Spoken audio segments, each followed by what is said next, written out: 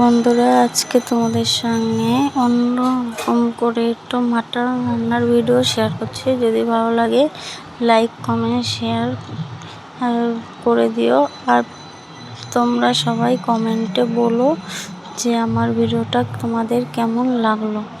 আর দেখো, আগের দিনকে প্রথমে প্রেসারে সিটি দিয়ে নিয়েছিলাম যে মাটনটা, আর আজকে না প্রেসারে সিটি দিইনি। আজকে না মাংসটাকে প্রথমে হলুদ লবণ দিয়ে মাখিয়ে রেখে তারপরে ওটাকে কষিয়ে প্রেসারে দেবো। এর জন্য আলুটা আগে ভেজে নিচ্ছে। দেখো, দেখতে থাকো আমার পুরো ভিডিওটা। আশা করি ভালো লাগবে। ভালো লাগলে লাইক কমেন্ট শেয়ার আর চ্যানেলটিকে প্লিজ সাবস্ক্রাইব করে দিও।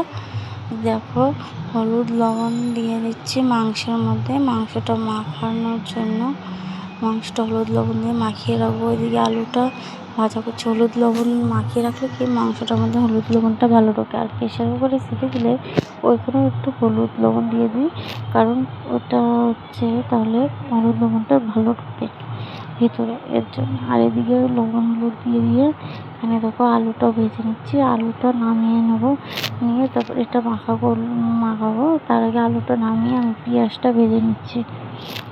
দেখো, আলুটা নামিয়ে নিচ্ছি আর পেঁয়াজটা কড়াইতে দিয়ে দিচ্ছি ভাজা করার জন্য। আর ততক্ষণ পেঁয়াজ ভাজা হতে হতে আমি এটা মাখিয়ে নেবো হলুদ লবণ দিয়ে। আর তোমরা আমার ভিডিওটা দেখতে থাকো। এটা হচ্ছে জামাই ষষ্ঠীর দিন হচ্ছে মাটন এনেছিল আমার মা। জামাই দিন জন্য মাটন এনেছিল খাওয়ানোর জন্য। আর তারপরের দিন তোমাদের দাদা ভাই এনেছিল চিকেন, কারণ কোনোদিন যেহেতু মাটন খেয়েছিলাম এর জন্য। তারপরের দিন হচ্ছে মাটন আনার জন্য আমার বোনের ঘর টাকা দিয়েছিল, 1 কেজি মাটন আনার জন্য টাকা দিয়েছিল। পরে তোমাদের দাদা ভাই বললো 1 কেজি নেবো, একবারে মিল করে 1000 টাকা নিয়ে নি। আর আমাদের বাড়িতে যেহেতু বাবার দাঁতের যন্ত্রণা ছিল, বাবা মাটন খায়নি, মাংস খায়নি ষষ্ঠীতে একদিনও। আর আমার মা তো খায় না। আর বোন, আমি, বোনের বর, এই 4 জন। আর ওই বাড়িতে মামা বাড়িতে দাদাকে দিয়ে এসেছিলাম। আর এই বাড়িতে আমার শ্বশুর বাড়িতে আমার ভাসুর শাশুড়ি এদের তরকারি পাঠিয়েছিলাম। এরা 2 দিন গেছিলো, আর লাস্টের দিন আর যায়নি, বলেছিল আমরা আজকে যাবো না, কিন্তু ওদের তরকারি পাঠিয়ে দিয়েছিলাম। দেখো, যতই না যাক, যতই হোক, না গেলে একটা কীরকম লাগে না নিজেরা খেতে, এর জন্য ওদের তরকারি পাঠিয়ে দিয়েছিলাম। আর দেখো মাংসটা কি সুন্দর লাগছে। আর মাংসটা না পুরো চর্বি ভর্তি। দেখো দেখো দেখো চিকেনটা দেখো শুনো। আর তোমাদের সঙ্গে শুধু চিকেনটা এই চিকেন সরি, এই মাটনটা কি সুন্দর লাগছে। দেখো চর্বি ভর্তি মাটনের মধ্যে। আর তোমাদের সঙ্গে শুধু মাটন রান্না করা ভিডিওটাই দিচ্ছি, কারণ আমার মা মাংস খায় না বলে মাংস রাঁধতেও যায় না। এই জন্য আমিই রান্না করেছি এই 3 দিন মাংস। আর এইদিকে দেখো মাটন করার জন্য পেঁয়াজ যেহেতু ভাজা হয়ে গেছে, আমি মশলাটা দিয়ে দিচ্ছি। দেখো মশলা দিয়ে দিচ্ছি এখানে হলুদ লবণ আর জিরে ধনের গুঁড়ি একসঙ্গে যেহেতু মেশানো আছে, এই জন্য জিরে আর ধনে গুঁড়ো একসঙ্গে দিয়ে কষাবো। এদিকে আলু, আর ওইদিকে দেখো পেঁয়াজটা ভাজা হয়ে যাওয়ার পর আমি হলুদ লবণ আর জিরের গুঁড়ি দিয়ে ভালো করে মশলাটা নাড়াবো। নাড়িয়ে এর মধ্যে মাটন দেবো। বারবার চিকেন বলছি, ভুলেই যাচ্ছে। আর মাটন দেবো, দিয়ে এটাকে ভালো করে কষাবো। কষিয়ে তারপরে আমি প্রেশার কুকারে সিটি মারবো।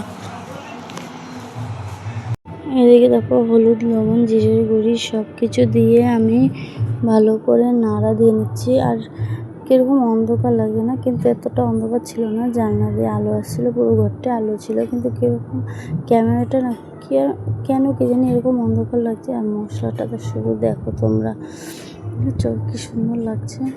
এদিকে আমি হলুদটা কম হয়েছিল বলে আর একটু হলুদ দিয়ে নিচ্ছিলাম। এরকম মনে হচ্ছিলো একটু হলুদটা কম, এর জন্য হলুদ দিলাম।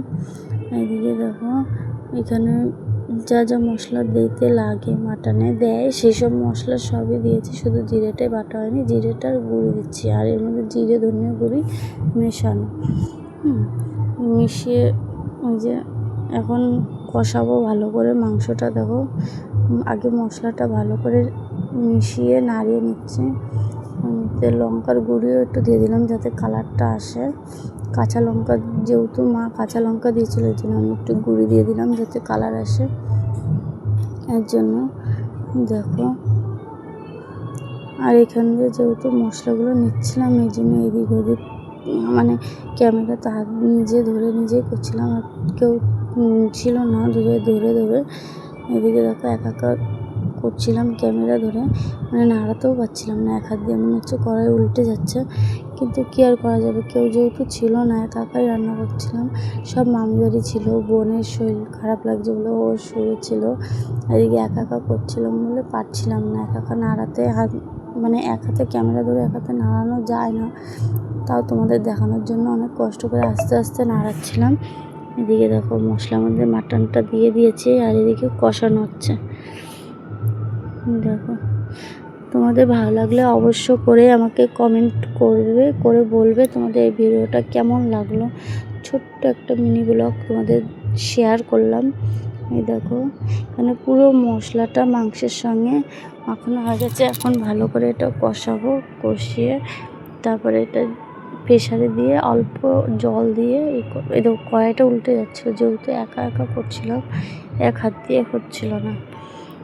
দেখো, একটা ভালো করে কষিয়ে তারপরে প্রেশার উপর দিয়ে জল দেবো, কিন্তু পরের ভিডিওটা তোমাদের সঙ্গে আর করা হয়নি।